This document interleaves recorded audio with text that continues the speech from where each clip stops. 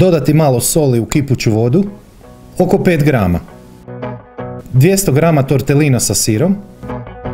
Skuhajte prema uputi na pakiranju. Ostaviti da se hladi do upotrebe.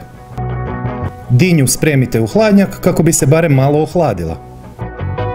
Krastavac.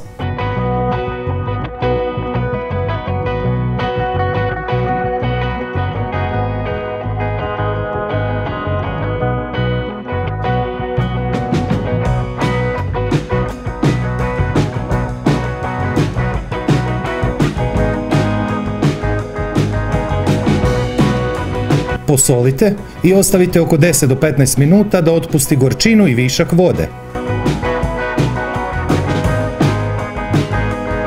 Sok pola limuna.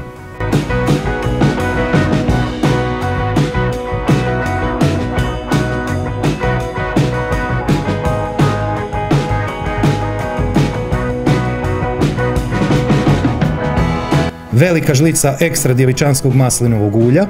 150 grama grčkog jogurta, može i kiselo vrhnje.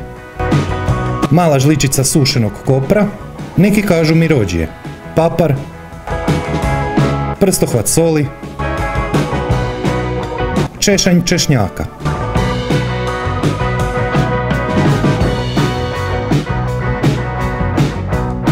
Spremite u hladnjak do upotrebe.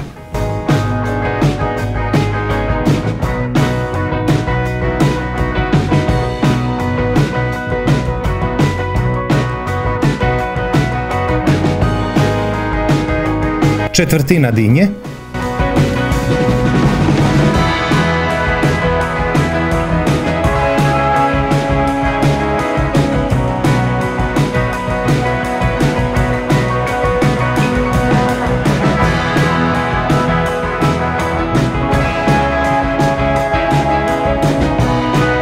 ne treba previše pršuta, 50 grama je sasvim dovoljno.